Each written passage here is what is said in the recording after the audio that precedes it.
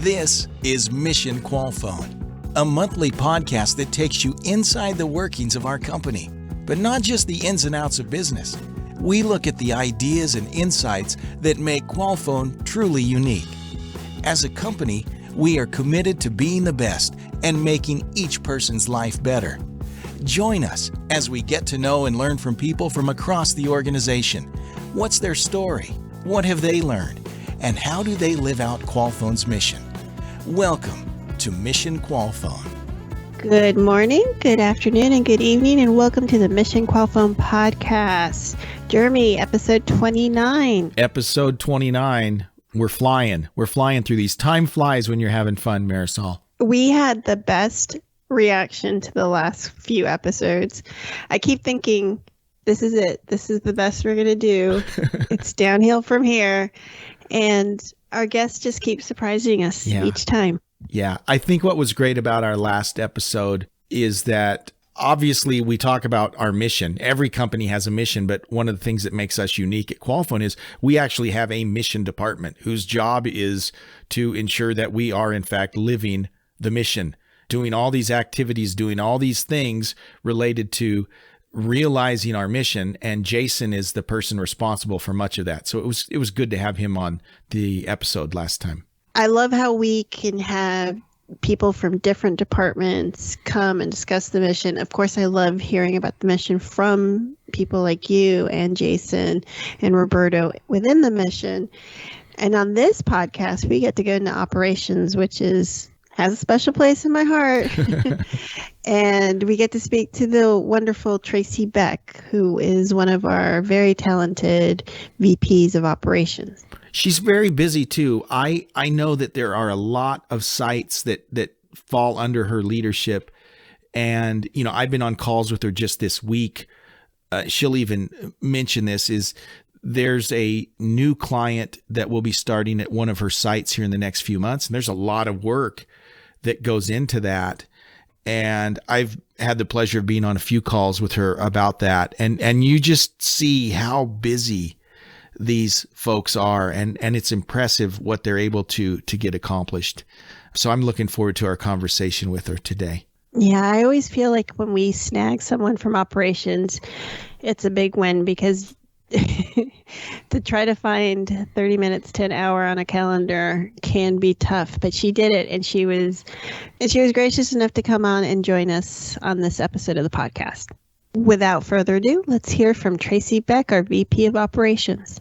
Hi, Tracy, and thanks so much for joining us here on the podcast. Thank you for having me. It's an honor. I want to get us started just hearing a little bit about your history. So kind of tell us your work experience and how did you end up here at Qualfon? I'll definitely age myself with this story. I've been in the industry roughly 28 years. I was trying to figure it out the other day. I started out like many people, you know, as an agent and worked my way kind of up the ladder from an operations perspective pretty early on in my career. I was, I think, 29 when I became a site director and just quickly progressed from there within the space to a site director for a small location of roughly 300 seats to traveling overseas to the Philippines, a small town girl in Wisconsin, never been out of the country. I was asked to travel to the Philippines to help onboard some of our new clients. And I did that for roughly a year and a half and came back domestic and spent several years all over the United States working in different areas. And about 4.5 years ago, I landed here at Qualfon. And I am here because I knew Mike Morrow from a previous job that I had at a company called APAC, and he was our CEO, and he was such a great and inspirational leader that I was very intrigued to learn more about Qualfon and applied for a position, and here I am today. Oh, I hate aging myself too. So I understand. Yes. Yes. But it's been so fascinating to kind of witness this industry, the industry as a whole, change and evolve so much over the years and with new technology. So I'm getting really sentimental as I get older about the BPO space. And anytime I find someone who's been in it as long as you have, I get really excited to have a conversation. So leading up to that, what are some of the changes in the industry that you've seen over the years? And how do you feel we do BPO differently at Qualfon? Well, it's been very interesting. Technology obviously is the biggest change. As companies evolve and grow, the technology from the computers to, the big towers that you used to have at every desk, to the thin clients, to just the wireless technology and some of the tools that we can equip teams with on the ground operationally just to manage a day-to-day business is probably one of the largest changes. And I think the other big change for me is how our clients have kind of evolved with that or changed. When I first started, I felt like the industry was all about focusing on the transaction and execution. And so much of it over time has evolved into more of a quality-based environment, really caring about our people. I joke with people who've been in the industry a long time that I remember when before there was a workforce management department and we had to come up with schedules on our own. Yes, the old Excel spreadsheet. When people say, do you ever use algebra? I did at one point.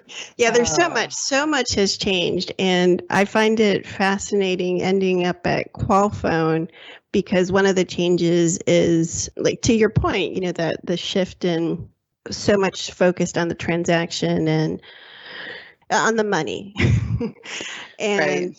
It has, I feel, evolved so much. And at Qualfon, I think what they do so beautifully is make it so much more than that. So my background used to be in ops. I don't run in operations anymore. And I have never run one at Qualfon. And I've never run one with a mission department.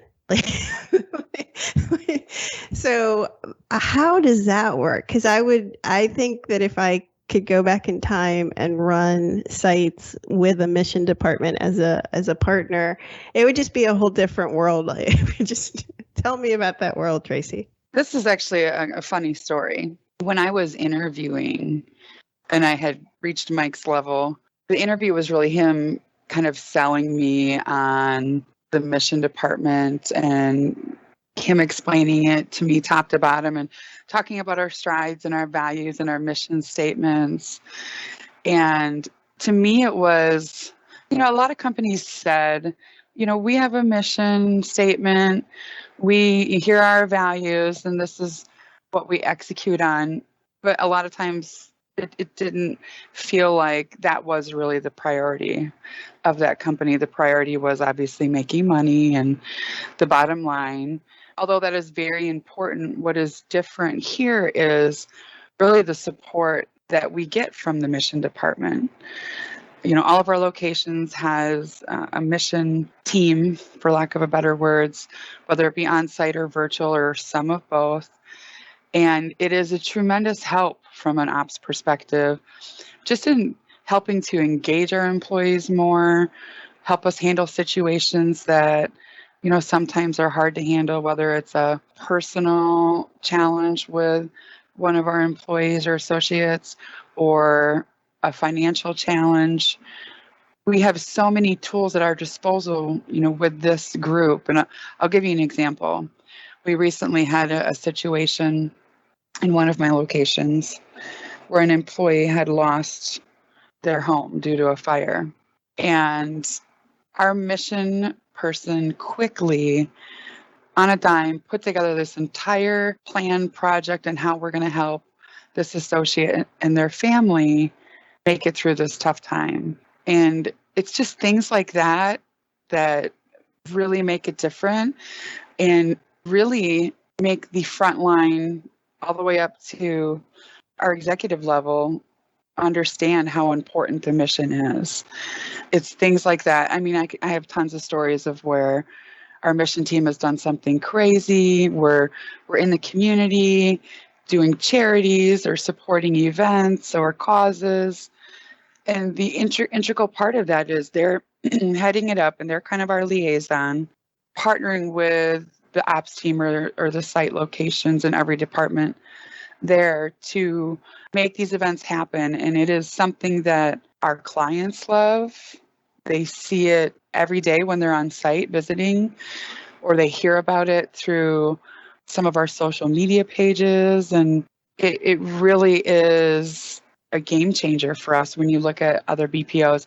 I've actually seen other BPOs try to mimic a little bit of what we've done from a mission department and group. And so it's amazing to see how that's kind of changing. Yeah. How we integrate with the front line. I mean, the front line is the most important asset that we have ever. Person. Like, they're the ones doing the day-to-day grind in and out with all of our customers or transactions. They deserve the most. I think back to, again, I hate dating myself, but back to the old days, and it was a pizza party and a birthday month celebration, and here's your fund budget. And I'm not speaking for Qualfon, this is other BPOs, but this was kind of the mentality. It was sort of very bare minimum, not bare minimum. I think at the time, this is what we did. This is what we provided as an added value, which is so small compared to what we do here at Qualfon and all the programs we offer and all the education. And it's just a totally different experience than anything I've seen. I have a funny Mike Morrow story. The angriest he has ever been with me was, and it was a different company. We didn't have anything like a mission department. It was before I was married and had kids. And his office, the corporate office, was across the street from one of the sites that I managed. And he came over, this is many years ago. And it was like, let's say payday Friday or whatever. And most of my paycheck was gone because I had just been giving agents who had been going through horrible, bad times in their life. It was just like a dispensary. And he came over and he's like, you have to stop doing this. You can't, you have to stop giving your money to, and he didn't mean it in a bad way against the agents. It was just something I was doing basically every pay period. And we didn't have a mission department. So if someone's refrigerator broke or if their car broke down or their mother was sick or something, as the site leader, I just had this compulsion of just helping if I could, probably to my detriment. And thus why Mr. Morrow eviscerated me in my office. But yes, so I think the industry is changing. I've seen our competitors as well try. I can't say if they're mimicking it or not. I'm not there, but I've seen them try to do it. And Jeremy and I talk all the time. Every company can say they have this mission or they have these values, but again, we really do live it. That's what I love about what we do every day. I know every time I go to a location, I'm going to see the mission team. I'm going to see them in action. And really, it's not just the mission team.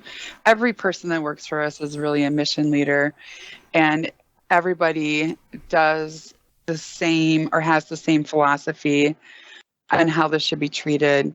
What I feel great about is when somebody does have an issue, like somebody's refrigerator goes out or somebody had a car breakdown and they don't have the money to get to the next day of work, our team is quickly getting together and finding ways and telling me about how they solved it, whether it be with a bus pass or a quick fundraiser to help somebody. It's things like that truly separate and make it more about really the people. Every person is just that engaged, that bought into the philosophy and really culture, I guess, for lack of a better way to say it. It's kind of ingrained in you. And that's one of the reasons, why I came here. Tracy, I'm curious, seeing the changes you've seen, and you've already kind of mentioned some of the changes you've seen in the industry. How have you changed? Has your leadership style changed over these years? Absolutely. As the industry progressed and I grew, my leadership style had to change. When I first started, I was very eager, very aggressive. I was very goal driven, wanted to be number one, etc. And that's how I got the opportunity to actually travel abroad to the Philippines, right?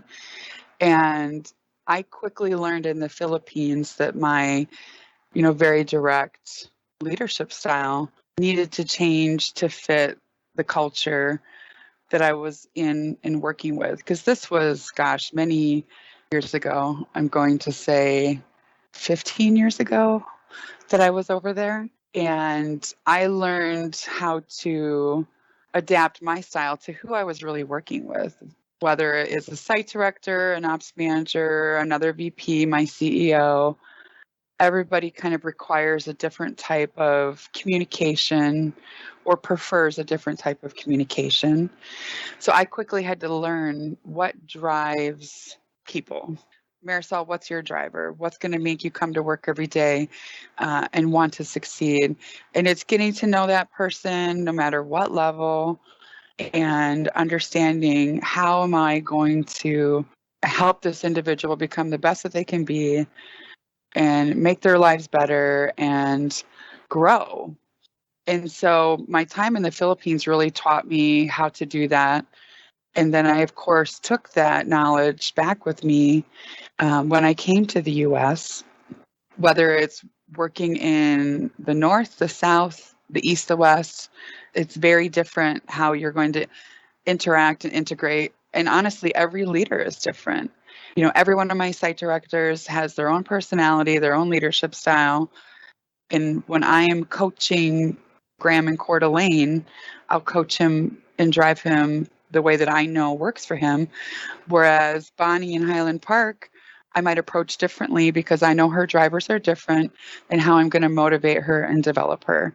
So it's completely changed how I interact. And honestly, part of why I've been successful, because I can adapt how I communicate with my team.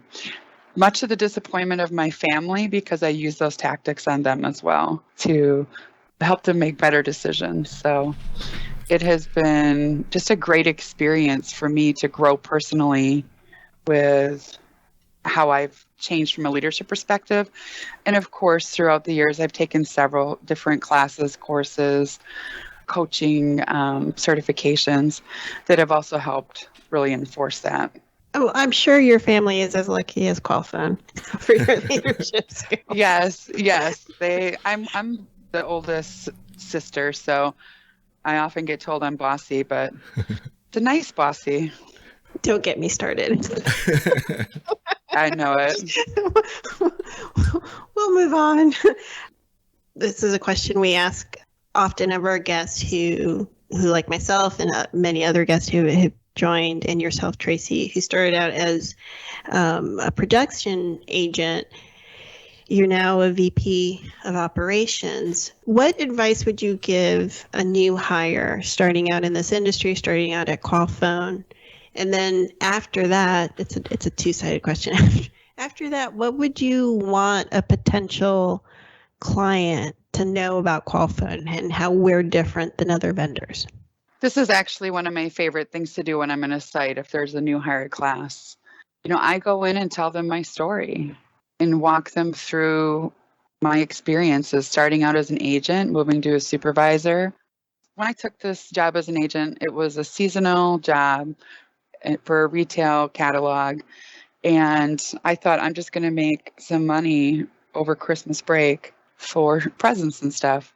And I quickly caught the bug, right, of how exciting and fun it was. I was talking to different people every day, and I was observing everyone around me, the supervisors, the managers, or the site leaders, or even the workforce team or the quality team.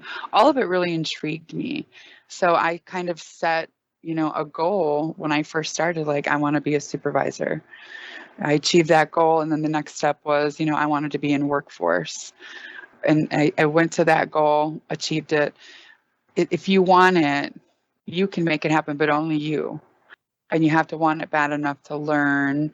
You're going to make mistakes along the way, but you have to learn from that and grow as a person to go to the next level, and to always remember to be humble and think of others. And it's not just about you, it's about your team. Those are, some of the biggest things that I like to share with groups when I'm talking to them, especially a new hire group. And then really from a client perspective, I want them to know how committed Qualfon is to really achieving and exceeding their KPIs, which is kind of table stakes for me. But more importantly, how we treat our people, how we interact, how we educate, how we equip our groups to get to the next level. I'm getting ready to launch a really large client, and one of the biggest things that we're talking about is, hey, we've got to bring people on earlier so that we can educate them. They have to go through supervisor readiness or operations manager certification, the Six Sigma process that we put all of our leaders through as an organization. That is different than what you're seeing with other BPOs. And that mixed in with our mission and our culture, our clients see that.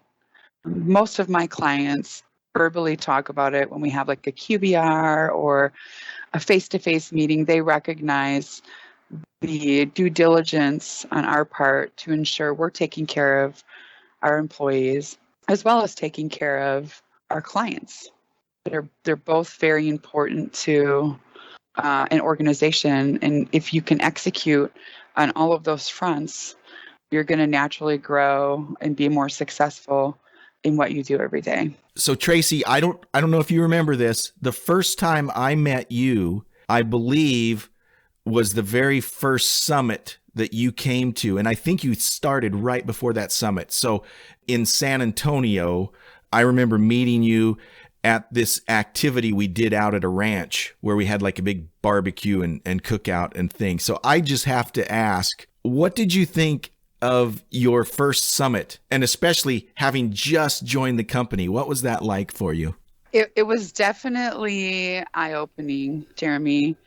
I had, obviously during the interview process, Mike had talked a lot about our mission and really sold that this is something that's deeply ingrained in the company. And for me, just starting, I think I literally started the week before the summit, getting on the ground, walking into the hotel, seeing so many people, some that I knew from my past and some very new. And just like that very first moment, it was so great because everybody came up to me, welcomed me, congratulated me, happy to have you on the team. And of course, I was overwhelmed at that point. It was truly, truly amazing. And I just remember kind of as the summit went on, the way it was set up was amazing. And the mission was so integrated to the summit. I think that year we had a homeless shelter that we were working in San Antonio. People came and talked at the summit about the experience, what they do, how we help them. We actually put together care packages for that group as a team. And just seeing, Alfonso address the team, talk about the mission, it truly was so amazing to see from the top down. Like, this was what Qualfon was all about. This is how, my next step in the journey was going to be with a company that was truly embracing the mission and their culture. And it was evident in every experience that I had during that summit. I mean, it blew me away. I remember coming home and telling my sister about it. And I said, everybody talks about this, but I mean, these guys really live it. And this is their goal. And then when I learned about Quattro Cienegos, and it was just all so, so touching. And I love that is really what we're all about. And that was, my first experience with the company. And I've been in love with it since. Tracy, thank you for coming on. Thank you for sharing your experience with us and your vast knowledge of the BPO industry and experience. It's very much appreciated. And thank you for all you do for Qualfon, for our associates. And you manage a very large team. And I know that Jeremy and I are very grateful for all that you do. Absolutely. So thank you. Thank you guys so much. It's my honor. I love working with this team. Marisol, that was a great interview. And I loved hearing from someone who's so heavily involved in our operations. I love hearing their thoughts on our mission. Yes. I love talking to anyone in operations. It makes me, what's the word I'm looking for? Nostalgic. I love the buzz of a new hire class. I love the floor supervisor training. There's just, it makes me nostalgic for all that. So it was great having her on. And I think that I hope Mr. Morrow's okay with that telling of that story where he eviscerated you, that part. Yeah. It was more of a mentoring, a hardcore mentoring. But yeah, you've made this point before. I think that story is pretty relatable. Anyone who's had a site under them or a few sites under them, I'm not unique in that, wanting to help the people that are on your team out when you can. And like, the whole story, I did not have a mission department back in those days. How lucky we are. Yeah. To have an actual department that helps us with those things. It's great. Well, so thank you, Tracy Beck, for joining us on the podcast. Jeremy, thank you again for being a wonderful co-host. And thank you to our listeners. Please like, share, and subscribe. And I truly, truly appreciate it. Thanks, Marisol. We'll see you next time. Bye. Thanks for listening to this episode of Mission Qualfon. Remember, you can find us wherever you listen to podcasts. Please subscribe. And we'll see you next time on Mission Qualfon.